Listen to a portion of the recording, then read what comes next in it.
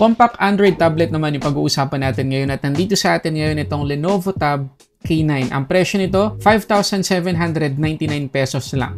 Sobrang mura. Pero bago nyo i-add to cart, pag-usapan muna natin anong performance yung pwede nyo expect sa tablet na to. Pwede ba kayong mag-games dito? Okay ba yung kanyang battery performance? Ganito katagal i-charge? Lahat ng yan, pag-uusapan natin. Sa ngayon, unbox muna natin to. Well packaged naman guys yung item nung dumating sa amin.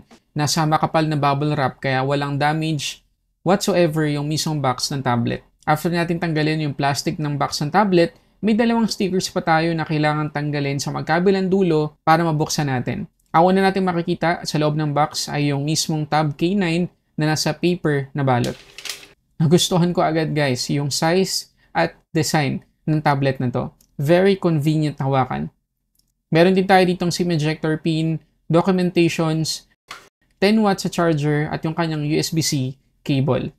Okay, una natin pag-usapan guys ay yung design ng tablet na to. So kagaya na makikita nyo, very elegant naman kahit na sobrang mura na ng tablet na to. Meron tayong Lenovo branding dito.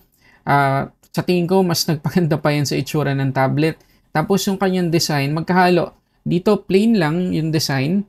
Tapos dito naman may patterns. Pero parehas ano yan, matte finish, hindi kapitin ng fingerprints or ng smudges. Pero wala tayong case sa mismong box, so bibilin pa natin yan separately. Tapos dito sa may top part, makikita natin yung ating secondary speaker.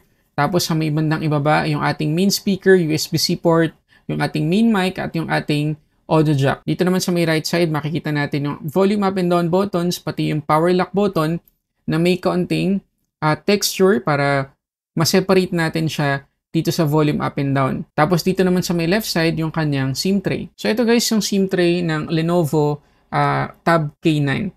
So, ang pwede lang natin ilagay dito ay micro SD card at hindi pwedeng lagyan ng SIM card. So, hindi to LTE. At dito naman sa harap, makikita nyo na proportion naman sa bawat side ng kanyang bezels, pero wala tayong pre-installed na screen protector. So, again, kailangan pa natin yung bilhin separately. Ngayon, para dun sa mga gustong i-search sa internet, yung full specs ng tablet na to, ang kailangan ninyong i-type ay Lenovo Tab M9. Okay? Sobrang identical ng specs nun dito sa Tab K9. Okay? So, nirelease yung Tab M9 last December 2022 pa. So, almost 3 years na po yung Tab M9. Pero dahil identical, baka nirebrand lang nila. Siguro dahil upgraded na ngayon yung operating system nito. Kasi yung Tab M9 nirelease, naka-Android 12. Pero ito, Android 13 na out of the box. Okay, mamaya-maya pag-uusapan natin yung kayang performance. Pero FYI lang sa lahat na sobrang identical po ito sa Lenovo Tab M9.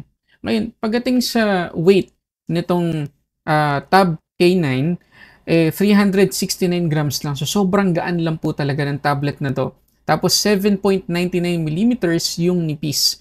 So, parang kapareho lang ng mga phones natin. Tapos, hindi lang to compatible sa 2.4 GHz na Wi-Fi, pati na rin sa 5 GHz. Tapos, sinangaan ko rin guys dito sa tablet na to, kahit mura lang, ang ganda ng haptics niya.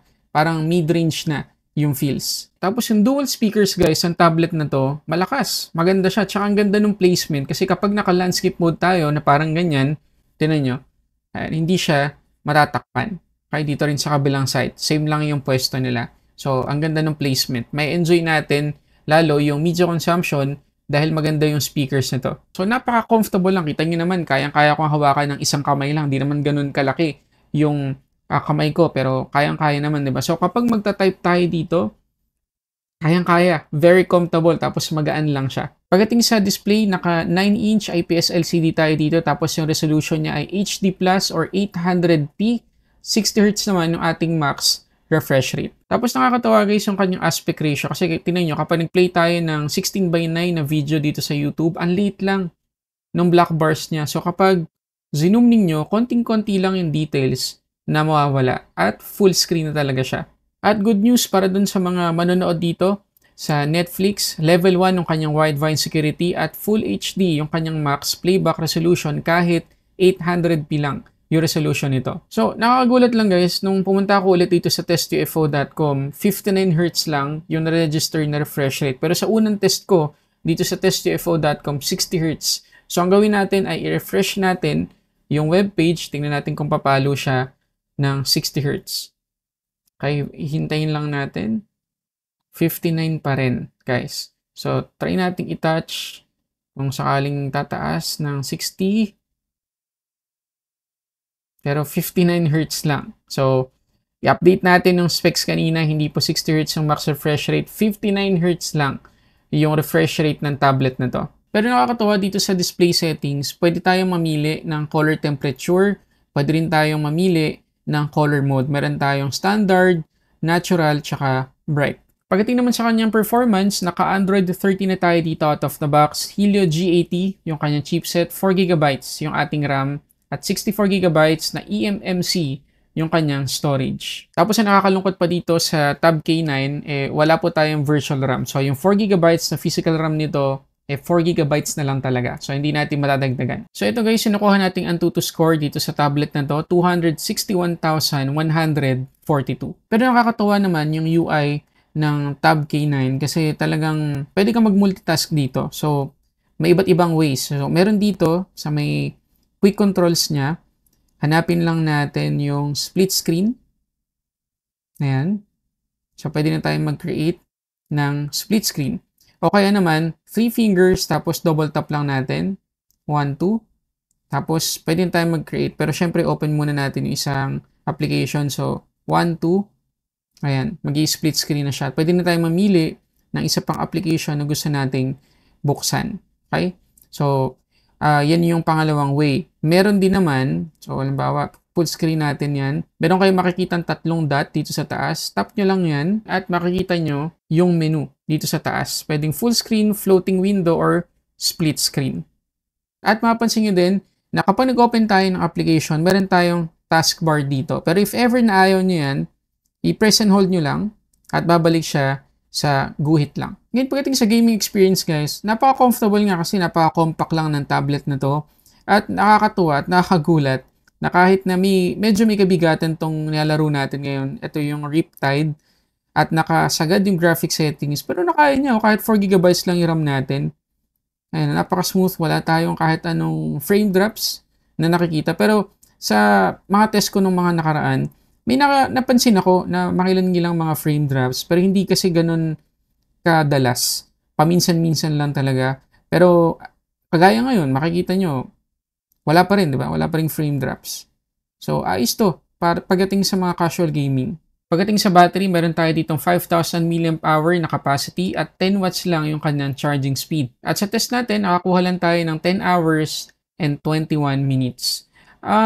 Not bad, pero hindi rin impressive. So, at the end of the day, siguro mga 18%, 15% na lang yung matitira sa atin. Pagdating naman sa charging, 2% to 100%, 2 hours and 7 minutes ko to na-charge. Okay, ito guys yung sample video recording sa 2 megapixels na selfie camera nitong Lenovo Tab K9. So, hindi ganun kaganda yung quality, syempre as expected kasi napakamura lang nito, tas grainy. Pero para sa less than 6,000 pesos na tablet, pwede nang pagtsagaan para sa mga video conference natin. So, yun na lahat guys, sa mga gusto kong i-share tungkol dito sa Lenovo Tab K9. So, ulitin ko lang yung presyo, 5,799 pesos lang. I-check nyo yung link dyan sa description box sa baba. Baka sakali, binabaan palalo nung store yung presyo ng tablet na to. So, para dun sa mga naghahanap ng compact na Android tablet na talagang kahit one hand lang kayang-kaya natin gamitin, magaan, tapos maganda yung UI at okay na yung performance para sa presyo, sakto po sa inyo itong Tab K9 ng Lenovo. So, yun muna guys. Kung meron pa kayong tanong tungkol sa tablet na to, paki-comment dyan sa baba. At if ever na gumagamit ka na ng tablet na to, paki-share naman sa amin yung experience mo. So yun muna guys, maraming salamat sa panonood para sa ating unboxing reviews. This is Sulit Tech Reviews.